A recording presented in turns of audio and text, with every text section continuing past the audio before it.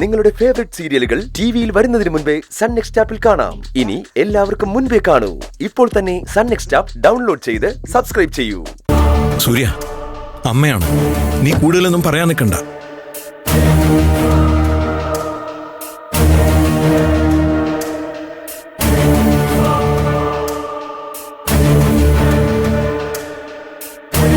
വിശേഷങ്ങളൊക്കെ മകൻ പറഞ്ഞില്ലേ?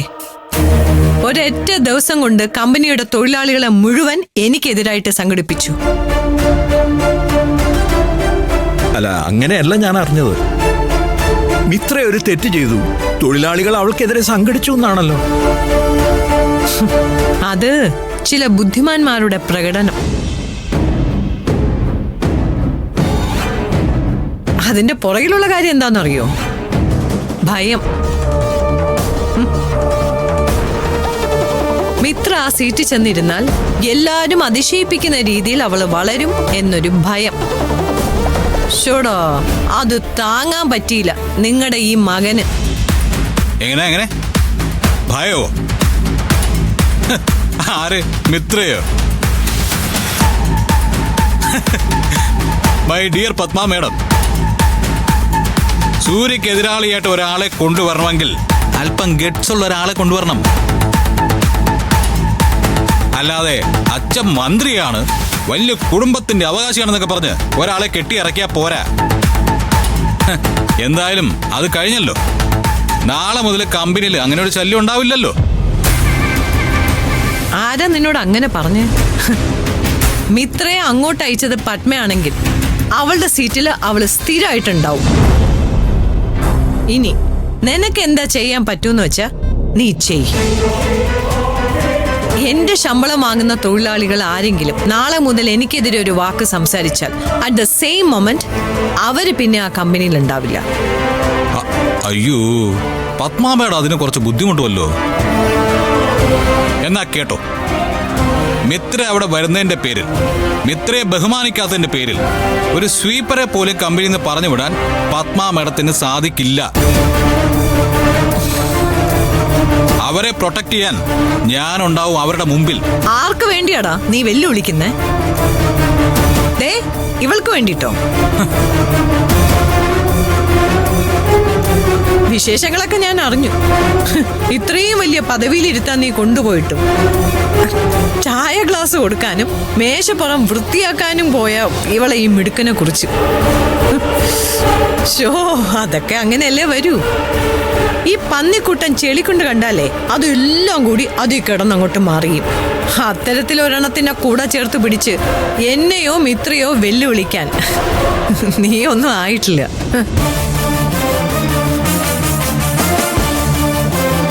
ഡാ, ഇന്നല്ലടാ, നാളെയാ കമ്പനിയിലെ യഥാർത്ഥ സമരം നടക്കുന്നത്. കാണിച്ചു തരാടാ ഞാൻ.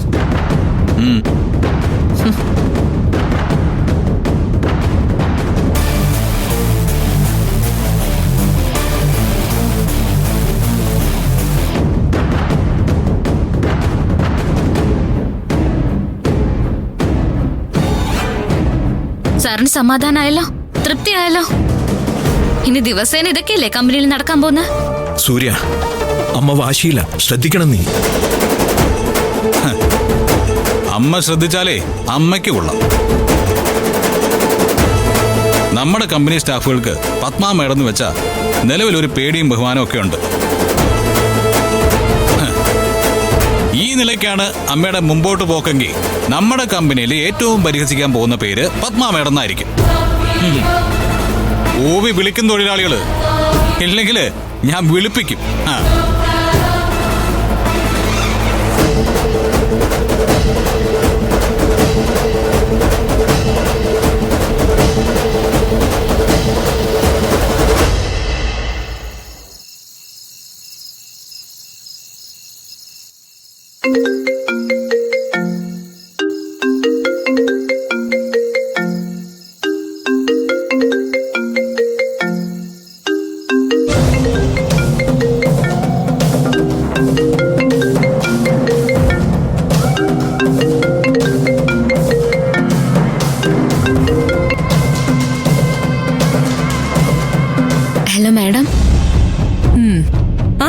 വേലക്കാരിയും അവളുടെ ഭർത്താവും അവിടെ തിരിച്ചെത്തിയോ? തിരിച്ചെത്തി മാഡം. ഓഫീസിൽ നടന്ന കാര്യങ്ങളൊക്കെ ഞാൻ അറിഞ്ഞു മാഡം. മാഡം എന്തിനാ അവരോട് മാപ്പ് പറയാൻ പോയത്? ഏയ്, ഞാൻ പറയില്ലായിരുന്നു. പക്ഷേ പത്മ ആന്റി ഫോഴ്സ് ചെയ്തു. കേട്ടപ്പോ എനിക്ക് തൊലി ഉരിഞ്ഞു പോകുന്നത് പോലെ തോന്നി. ആരോട് മാപ്പ് പറഞ്ഞാലും ജയിച്ചത് നന്ദിനിയല്ലേ? മിത്രാമ്മയുടെ അവളുടെ മുന്നിലെ തോക്കാന്നൊക്കെ പറഞ്ഞ ഏയ്, കൂടുതൽ വിശദീകരിക്കണ്ട. ഞാൻ ഓർക്കാൻ ഒട്ടും ഇഷ്ടപ്പെടാത്തൊരു നിമിഷോ. ഞാനിപ്പോ എന്തിനാ വിളിച്ചെന്നറിയോ? എന്തായാലും നന്ദിനിയും സൂര്യസാറിനെയും മിത്ര മാഡം വെറുതെ വിടില്ലെന്ന് എനിക്കറിയാം.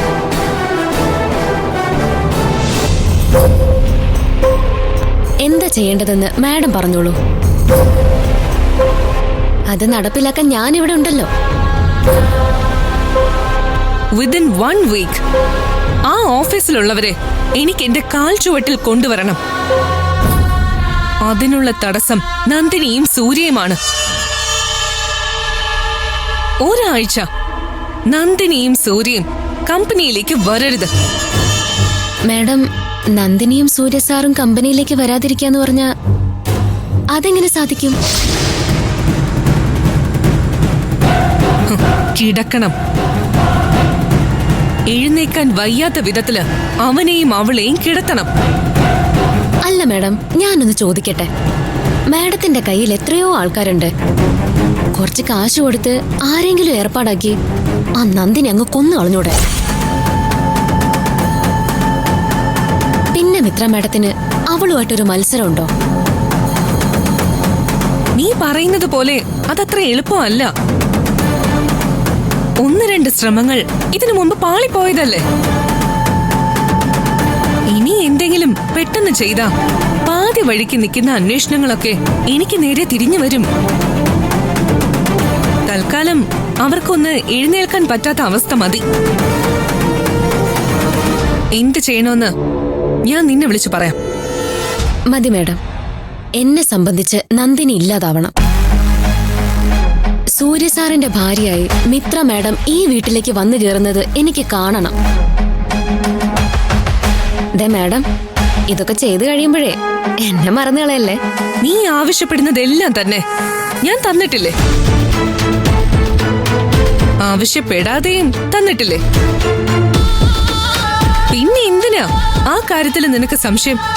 മാഡം പണം തരുന്നുണ്ട്, ഞാൻ അതിനുള്ള പണിയും ചെയ്യുന്നുണ്ട്. ഇത്ര ആളുകൾക്ക് ഒരു സംശയം കൊടുക്കാതെ ഇത്രയും ദിവസം ഞാനിവിടെ നിന്നില്ല മാഡം.